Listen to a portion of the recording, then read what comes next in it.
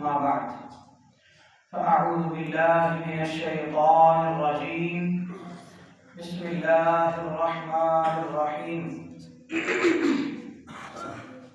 إنا أعطيناك الكوثر فصل لربك وانحر وقال الله تبارك وتعالى في مقام آخر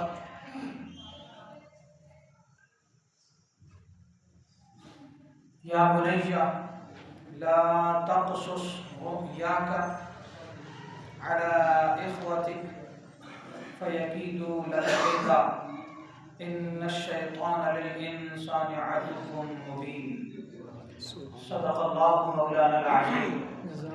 بعد ضرب الصلاة درود السلام پڑھیے.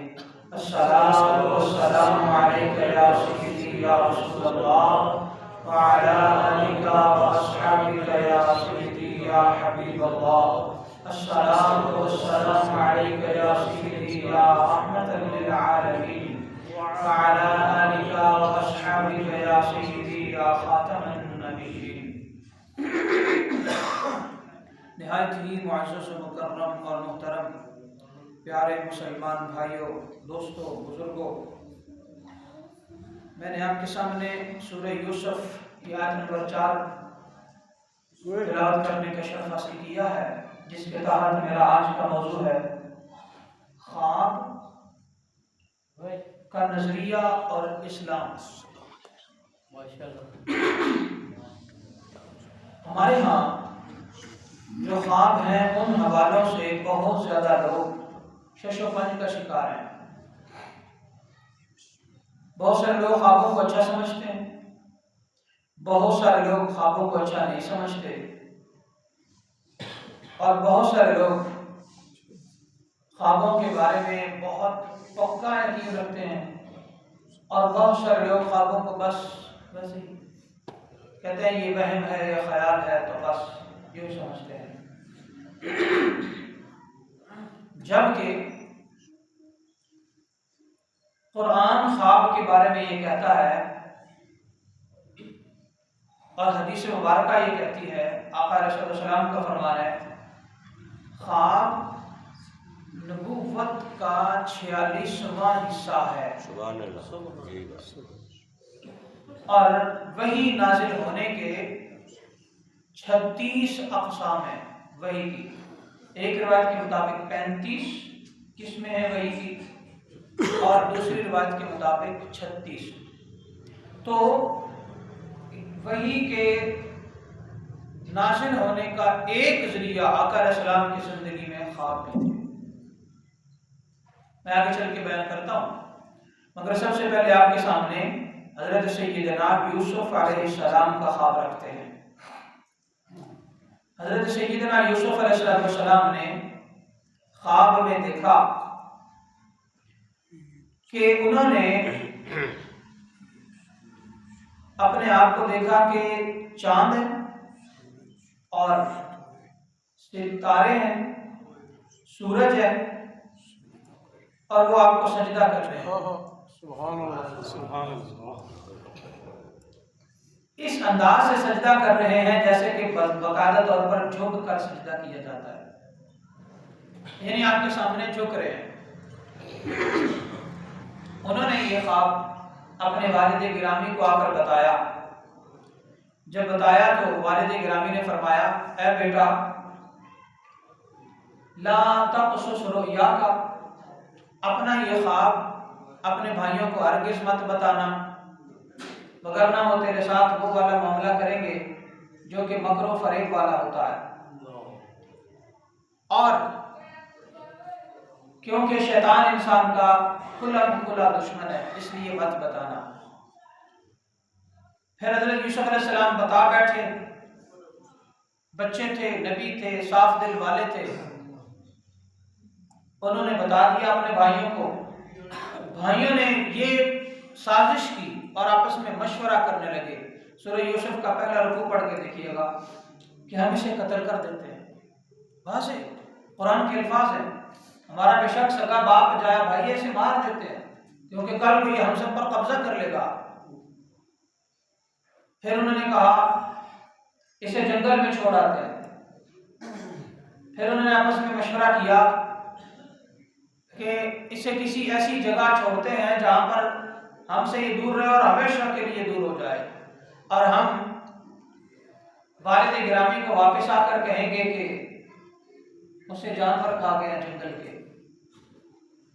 کسی بھی نتیجہ پر نہ پہنچے، کیونکہ یہ ڈر تھا کہ ہمارے والد اللہ کے نبی ہیں اور ان پر وحی اتر آئے گی۔ یہ پتہ تھا انہیں کہ اللہ کے نبی ہے ہمارا باپ، ان پر وحی اتر آئے گی، وحی اتر آئے تو ہماری ساری حقیقت کھل جائے گی۔ اس لیے انہوں نے حضرت یوسف علیہ السلام کو کنویں میں پھینکا۔ کنویں میں پھینکا تو اللہ تعالیٰ نے اسی وقت سیدنا یوسف علیہ السلام کے دل میں یہ بات القاء کر دی، ڈال دی کہ اے میرے پیارے بندے یوسف، گھبرانا نہیں، یہ آپ کے کنویں میں گرنا آپ کی کامیابیوں کی شروعات ہے۔ یہ واضح طور پر اللہ تعالیٰ نے حضرت یوسف علیہ السلام کو پیغام دیا، مگر اس وقت جب بھائیوں نے کنویں سے پھینک دیا تھا اور ابھی کنویں سے نیچے جا رہے تھے تو اسی لمحے اللہ تعالیٰ نے وحی کے ذریعے یہ بتا دیا۔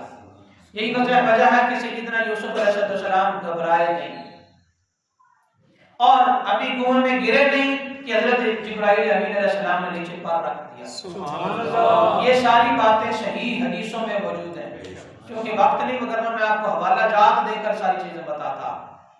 تو یوسف علیہ السلام نے خواب دیکھا تھا اور اس خواب کو بیان کر دیا تھا، اور اس کے بدلے 40 سال تک کے لیے والد گرامی سے بچھڑ گئے، اور اپنے بھائیوں کو وہ خواب بیان کرنے کے بدلے میں باپ بیٹا ساری فیملی جدا کر دیے گئے، اور بہت زیادہ صدمہ دیکھا۔ وہ کیا کیا حالات و معاملات ہوئے یہ تو بعد کی بات ہے، مگر دیکھنا یہ ہے کہ خواب حقیقت ہوتا ہے یا نہیں۔ تو قرآن یہ بتا رہا ہے کہ خواب جو ہے وہ بہت بڑی حقیقت ہوتا ہے، اس کا انکار نہیں کرنا چاہیے۔ ایک بات، دوسری بات یہ ہے کہ حضرت سیدنا ابراہیم علیہ السلام نے خواب دیکھا تھا، سورۃ الصافات کے اندر یہ آیت موجود ہے۔ حضرت یعقوب علیہ السلام نے اپنے بیٹے حضرت اسماعیل علیہ السلام کو فرمایا، یعنی ابراہیم علیہ السلام نے حضرت اسماعیل علیہ السلام کو فرمایا کہ میں نے رأیت فی المنام انی اذبحک، اے میرے بیٹے میں نے خواب میں دیکھا، رأیت دیکھا میں نے، فی المنام نیند کے اندر یعنی خواب میں، انی اذبحک اے بیٹے میں نے خواب میں یہ دیکھا کہ میں تمہیں ذبح کر رہا ہوں، فانظر اس پر غور و فکر کرو، ماذا ترا تم میرے اس خواب کو کس حوالے سے دیکھتا ہے؟ تو بیٹے نے عرض کیا ستجدنی انشاءاللہ من الصابرین، اے والد گرامی، اے بابا جان، آپ نے جو خواب میں دیکھا ہے اس پر عمل کیجئے، آپ اللہ کے حکم کے مطابق، چونکہ آپ کا یہ خواب وہی ہے اس لیے اپنے اس خواب کے بدلے میں مجھے ذبح کر دیجئے، آپ مجھے انکار کرنے والوں میں سے نہیں پائیں گے، اور انشاءاللہ مجھے اپنے تابع داروں اور اس پر بھی صبر کرنے والوں میں سے پائیں گے۔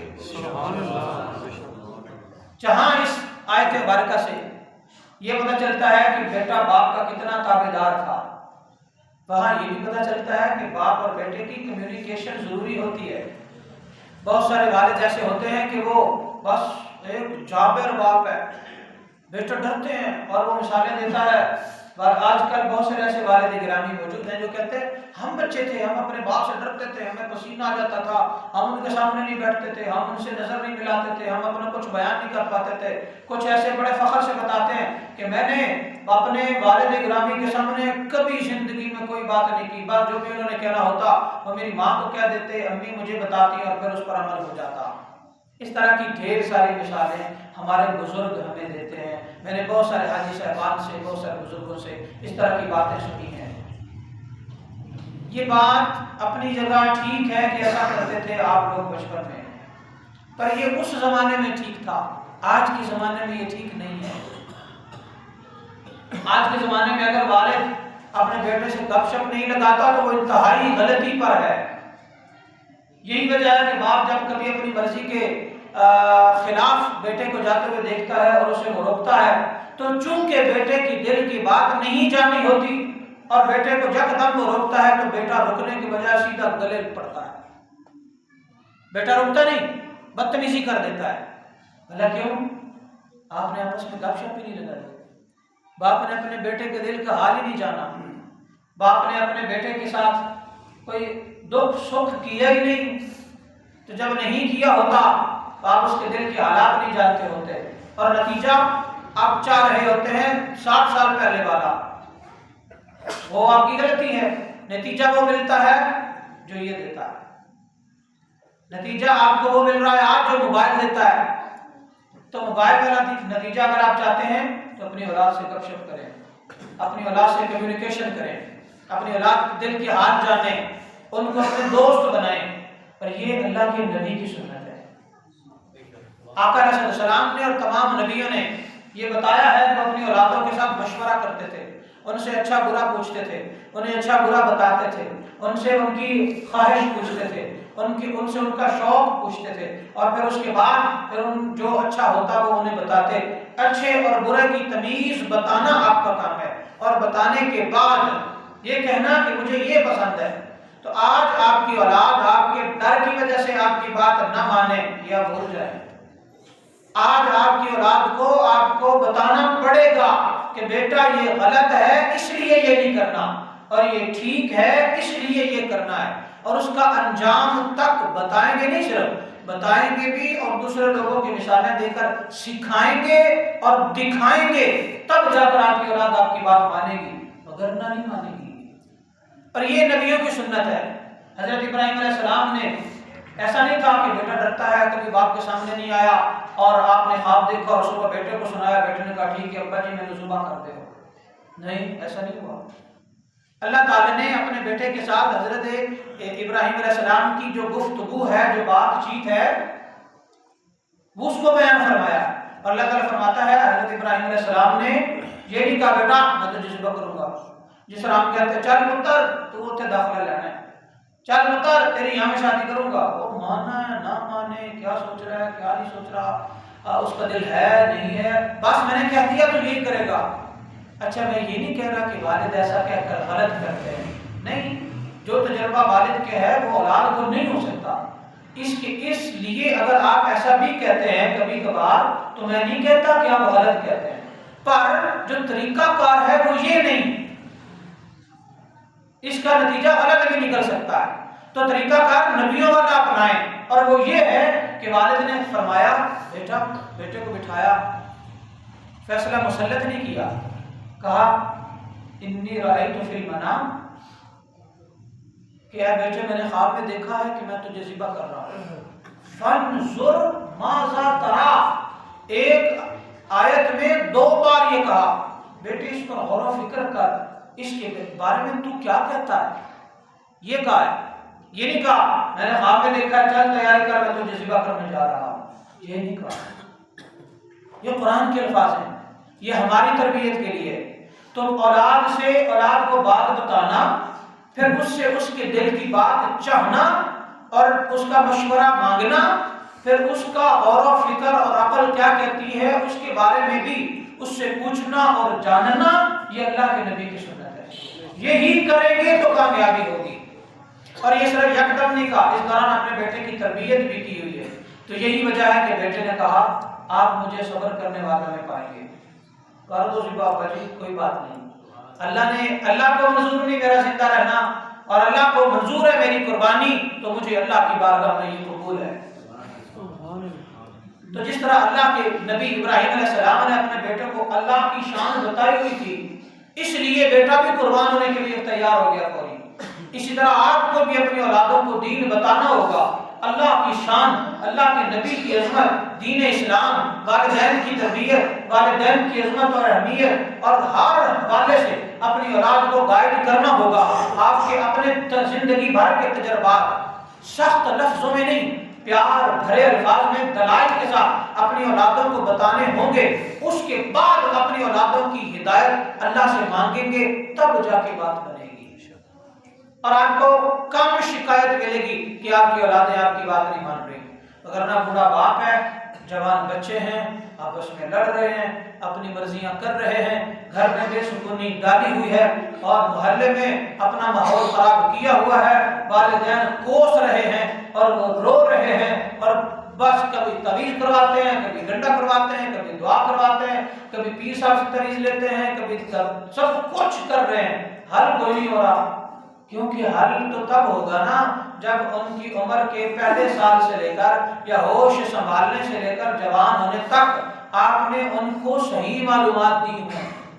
اور اگر آپ کاروبار میں پھنسے رہے، جاب میں پھنسے رہے، معاملات میں مصروف رہے، جو کہ ٹھیک ہے کرنا ضروری ہے، یہ نہیں کریں گے تو گھر کیسے چلے گا، زندگی کیسے چلے گی؟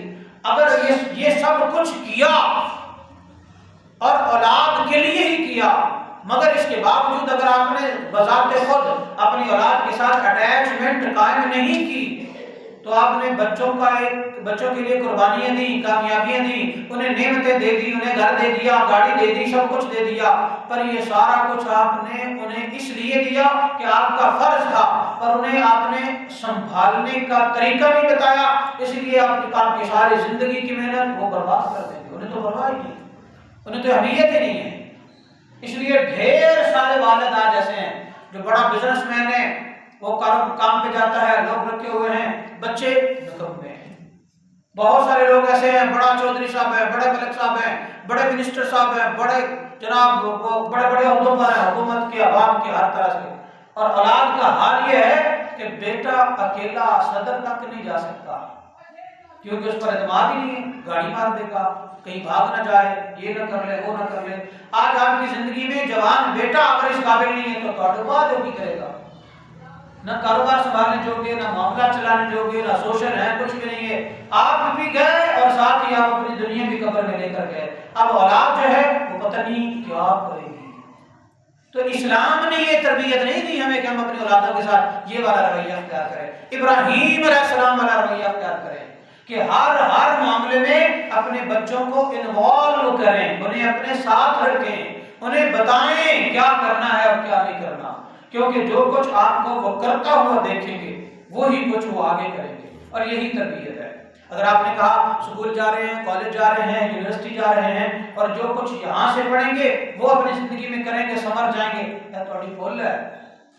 ہاں میں نے مدرسے میں پڑھا، یونیورسٹی میں پڑھا، کالجز میں پڑھا، آخری ڈگری بھی لے لی، اس کے باوجود میں آج بھی وہ کرتا ہوں جو میں نے اپنے اساتذہ کو کرتے دیکھا، اپنے شیوخ کو کرتے دیکھا، اپنے والد گرامی کو کرتے دیکھا، اور پھر اپنے بزرگوں کو کرتے دیکھا، وہ چیزیں ذہن میں بیٹھی ہوئی ہیں۔ اگر اس کے علاوہ جو آپ پڑھتے ہیں یونیورسٹیوں میں وہ کتابوں کی حد تک ہے، کتابوں میں کچھ اور ہے، زندگی میں جو پریکٹیکل کرنا ہوتا ہے وہ کچھ اور ہے۔ اس لیے اپنے بچوں کو وہ سکھائیں جو، اور اپنی زندگی میں بھی وہ کریں جو آپ چاہتے ہیں کہ میرے جانے کے بعد یا پھر جب میرا بیٹا میرے سے جدا ہو، چاہے دوسرے ملک میں، چاہے شادی کے بعد دوسرے گھر میں، چاہے دوسرے محلے میں، تو بیٹا اگر آپ اپنی کاپی کرتا ہوا دیکھنا چاہتے ہیں تو پھر بیٹے کو کر کے دکھائیں سال ہر سال تک، تب جا کر آپ کامیاب ہوں گے۔ اور یہی حضرت ابراہیم علیہ السلام کی سنت ہے۔ تو کیا ہوا؟ بیٹا ذبح ہو گیا، یعنی ذبح تو نہ ہوا، دمپا ذبح ہوا، مگر اللہ کی بارگاہ میں بیٹا ذبح ہو گیا۔ یہی وجہ کہ آج ہم کروڑوں نہیں اربوں جانور قربان کرتے ہیں۔ تو یہ کس وجہ سے ہے؟ ایک خواب کی بدولت۔ ابراہیم علیہ السلام نے خواب دیکھا تھا اور اس خواب پر عمل کیا، اللہ کو کچھ اور منظور ہوا، اس کے بدلے میں امت اربوں جانور ذبح کرتی ہے ہر سال۔ تو اس کا مطلب ہے خواب بڑی اہمیت کے حامل ہوتے ہیں، خوابوں کو اگنور نہیں کرنا چاہیے، خواب بڑی خاص چیز ہوتے ہیں۔ تو اس لیے اب دیکھنا یہ ہے کہ خواب کس ٹائم کے، فجر سے لے کر اشراق تک جو خواب آئے اس پر اعتماد مت کرنا، دوپہر کے وقت جو خواب آئے اس پر اعتماد مت کرنا، اگر آپ سوئے عصر کے بعد مغرب کے وقت غروب آفتاب میں اگر آپ کو خواب آیا اس پر اعتماد مت کرنا، اگر آپ عشاء پڑھ کے سوئے ہیں اور عشاء سے لے کر فجر کی اذان تک جو خواب دیکھا وہ سچا ہوگا، اکثر، میں 100% نہیں کہہ رہا، اکثر سچا ہوگا۔ اسی طرح آپ سوئے ظہر کی نماز پڑھ کے قیلولہ کرنے کے لیے جو کہ سنت ہے آقا علیہ السلام کی، اس کے بعد آپ سوئے، آپ نے خواب دیکھا، اکثر وہ سچا ہوگا۔ آپ نے نماز مغرب ادا کی، اس کے بعد نیند آ گئی، تھکے ہوئے تھے، کھانا کھایا، بی پی لو تھا، کچھ بھی تھا، آپ سو گئے، اس کے بعد جو خواب دیکھیں گے اکثر وہ سچا ہوگا۔ ان اوقات میں جو خواب آئیں ان کو آپ یقین بھی کریں اور ان کو بیان بھی ان شخصیات سے کریں جو آپ کو گائیڈ کر سکیں۔ آقا علیہ السلام نے خواب کے بارے میں 2 باتیں بتائی ہیں۔ اللہ کے نبی نے فرمایا کہ برا خواب آئے تو کسی سے مت بیان کرو، اور اچھا خواب آئے تو بیان کر لو تاکہ اللہ تعالیٰ آپ کے خواب میں برکت دے۔ برا خواب آئے تو زبان پر مت لاؤ، زبان پر الفاظ جاری کرتے جاؤ گے تو وہ سچ ہو جائے گا۔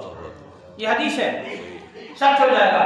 تو اس لیے ہر ایک سے مت پوچھو یا ہر ایک کو مت بتاؤ۔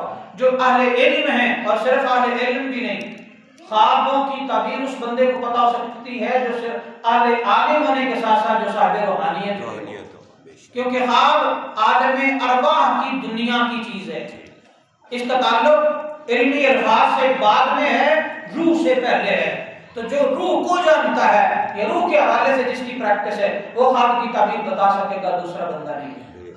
آخری بات، میرے پاس آج بہت سارے واقعات تھے، رش میں پھنس گیا تو لیٹ ہو گیا، ورنہ آپ کو سناتا، آئندہ انشاءاللہ سناؤں گا۔ یہ تمہید باندھے بغیر ڈائریکٹ آقا علیہ السلام کی ظاہری رسالت مبارکہ کے بعد خوابوں کے ذریعے آپ نے اپنی امت کو کس طرح نوازا، اگلے جمعے کا یہ موضوع ہوگا۔ آخری بات یہ ہے کہ آج کل کے زمانے میں بہت سارے ایسے لوگ ہیں جو آقا علیہ السلام کے ساتھ جھوٹے خواب جو ہے وہ ان کو منسلک کرتے ہیں اور پھر عوام کے سامنے اپنی بلے بلے کروانے کے چکروں میں پڑ جاتے ہیں۔ ایسے خوابوں پر اور ایسے بیان کرنے والوں پر بھی ہرگز یقین مت کریں، کیونکہ آقا علیہ السلام نے فرمایا جس نے میرے بارے کوئی غلط بات میرے ساتھ منسوب کی فَلْيَتَبَوَّأْ مَقْعَدَهُ مِنَ النَّارِ، حدیث کے الفاظ ہیں، وہ اپنا ٹھکانہ جہنم میں تیار کرتا ہے۔ جو میرے ساتھ غلط بات منسوب کرے گویا کہ اس نے اپنا ٹھکانہ جہنم میں بنا دیا۔ آج کل ایسے ڈھیر سارے سوشل میڈیائی مفکرین موجود ہیں جو ان میں سے ایک بندہ ہے وہ کہتا ہے مجھے حضرت مجھے اللہ نے ڈائریکٹ فرمایا ہے یہ بات، مجھے اللہ کے نبی نے ڈائریکٹ یہ بات فرمائی ہے، اور ان خوابوں کی تعداد سینکڑوں میں بیان کرتے ہیں۔ اور کئی ایسے لوگ ہیں وہ امام مہدی ہونے کا دعویٰ کر رہے ہیں۔ یہ پاکستان، لاہور، اسلام آباد پنڈی کی بات کر رہا ہوں۔ اور آج کل اتنے زیادہ وہ زبان دراز ہو گئے ہیں کہ جیسے کہ یہ وہ والا فتنہ ہے جو آج کل 2-3 فتنے آج کل زیادہ مشہور ہیں۔ ایک وہ فتنہ ہے، نام نہیں لوں گا کیونکہ وہ اس قابل نہیں ہے کہ ممبر پہ بیٹھ کے ان کا نام لوں، ڈر والی کوئی بات نہیں، مگر اس قابل وہ نہیں ہے کہ وہ ایک فتنہ ہے وہ کہتا ہے ہر شاید انکار کر دو، یہ بھی غلط، یہ بھی غلط، یہ بھی غلط، یہ بھی غلط، مطلب 1400 سالہ دین نعوذ باللہ غلط ہو گیا ہے اور میں بس ایک ٹھیک ہوں۔ ایک دوسرا ایک اور فتنہ ہے وہ کہتا ہے حدیث کی کوئی اہمیت نہیں ہے، صرف قرآن کی بات کرو، جبکہ ایمان یہ ہے، اسلام یہ ہے کہ قرآن اور اسلام تب تک مکمل ہی نہیں ہوتا جب تک آپ قرآن کے ساتھ حدیث کو لے کر نہیں چلتے۔ کیسے آپ کو نماز کا حکم اللہ نے دیا، نماز کا طریقہ تو قرآن میں کوئی نہیں، وہ تو حدیث میں ہے۔ اسی طرح قربانی کا حکم تو اللہ نے دیا، قربانی کرنی کیسے ہے، جانور کون سا ہونا چاہیے، کیسے کیسے شرائط ہونی چاہیے، یہ تو قرآن میں نہیں ہے، یہ تو حدیث میں ہے۔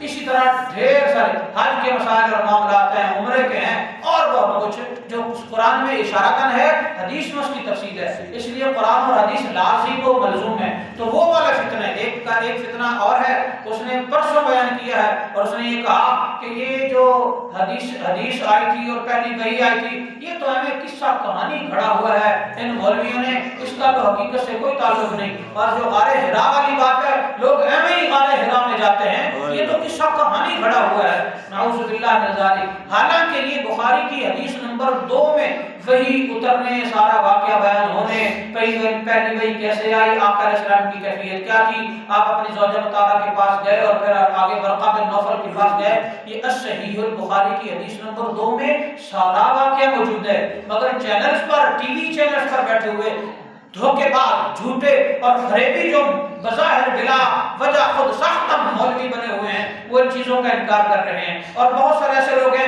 جو اپنے خوابوں کو اللہ کے نبی کے خواب سے جوڑتے ہیں، اور بہت سارے ایسے سیاسی لوگ ایسے ہیں کہ جو اپنے عوام میں مقبولیت بڑھانے کے لیے مجھے اللہ کے نبی نے خواب میں آ کر یہ فرمایا ہے، اور اپنی حقیقت یہ ہے کہ جیل میں بھی اگر وہ گیا ہے تو وہ لوگوں کو گالیاں نکالتا تھا اس لیے گیا ہے، مطلب میں کسی لیڈر کی بات نہیں کر رہا، ان کے علاوہ اور بھی ڈھیر ساری مخلوق ہے. لہذا کہنے کا مطلب یہ ہے کہ جب بھی کوئی اس طرح کی کوئی بات کرتا ہے تو اس کو پرکھ لیں، دیکھ لیں کہ یہ کیا ہے، اور دیکھنے کے بعد علماء سے، اہل روحانیت، اہل علم، اولیاء سے پوچھیں کہ یہ بات ماننے والی ہے بھی کہ نہیں، یہ حقیقت ہو بھی سکتی ہے کہ نہیں. ہو سکتی ہے تو ممکن ہے آپ اس کو یقین کر لیں، نہیں تو اس کو ایک کہانی، سٹوری اور جھوٹی بات سمجھ کر خاموشی اختیار کریں اور اس سے روح گردانی کر لیں. بہت ساری لڑکیاں ایسی ہیں جو اپنے خواب آج کل میڈیا، سوشل میڈیا پر بیان کر رہی ہیں، اور لوگ ان پر یقین کر کے فالوئنگ ہے، یہ ہے وہ ہے، طرح طرح کے معاملات کر رہے ہیں. یہ وہ والا زمانہ ہے کہ آقا علیہ السلام نے فرمایا صبح مسلمان تھا، شام کو کافر ہوگا، شام کو مسلمان تھا، دن کو کافر ہوگا. اس لیے اس زمانے میں اپنا ایمان سنبھالنا بہت زیادہ مشکل ہے. لہذا مسلمانوں اپنے ایمانوں کو بچائیے. کبھی کوئی غلطی ہو جائے کسی سے تو اس سے صرف نظر کیجیے، اور ابھی کبھی کوئی ایسی بات سنے جو قرآن و حدیث سے ہٹ کر ہو تو اس بات پر کبھی یقین نہ کیجیے. ایک کسوٹی بیان کرنا چاہتا ہوں آپ کے سامنے آخر میں کہ پوری دنیا میں 2 ارب مسلمان ہیں. ان 2 ارب میں 50% حنفی ہیں جیسے کہ ہم ہیں، اور 2 ارب کا 50% 1 ارب بنتا ہے. 1 ارب کو سائڈ پہ کر دو، باقی 1 ارب بچ گئے. ان میں 33% شافعی ہیں، امام شافعی کے ماننے والے، اور 33% کتنے ہو گئے؟ تقریباً 70 کروڑ. اس کے بعد اگلی بات یہ ہے، چلو جتنی بھی پرسنٹیج بنے میرے ذہن میں بھی نہیں آ رہی، تو 33 ہوگی. تو اگلی بات یہ ہے کہ 17%، 1 ارب میں 33% کتنا بنتا ہے یہ سوچ لیجئے گا. مگر 17% جو ہے وہ ہیں حنبلی، اور ان میں سے جو 7% ہیں وہ ہیں مالکی، اور ان میں سے جو 2% ہیں وہ باقی مذاہب ہیں، ہمارے فقہ جعفریہ کے بھائیوں سمیت اور ہمارے وہابی بھائیوں سمیت. یہ ٹوٹل 2% ہیں 2 ارب مسلمانوں کے اندر. تو 2% کی بات نہیں ماننی، ان کی ماننی ہے جو 98% ہیں. اور 98% کون ہے پوری دنیا میں؟ وہ اہل سنت ہیں. اور اہل سنت وہ ہیں کہ جن کا دین اور اسلام اور قرآن اور حدیث منبر سے بیان کیا جاتا ہے. لہذا یہ مت سمجھیے گا کہ ہم نے ادھر سے اتنا پکڑا، ادھر سے ویڈیو سنی، ادھر سے بات سنی، ادھر سے پوسٹ آئی تو یہ سچی ہو جائے گی. بس یہ ذہن میں رکھیں کہ 1400 سال سے جو اللہ کے دین نے، قرآن نے، اولیاء نے، صوفیاء نے، علماء نے ہمیں دین دیا ہے اسی پر پکا رہنا ہے. کوئی نئی دلیل لے کے آئے تو اسے مبارک، کوئی نیا فتنہ گھڑے تو اسے مبارک. ہم ہرگز یقین نہیں کریں گے کیونکہ ہمیں اپنا ایمان بچانا ہے. ہمارے نال البلاغ المبین.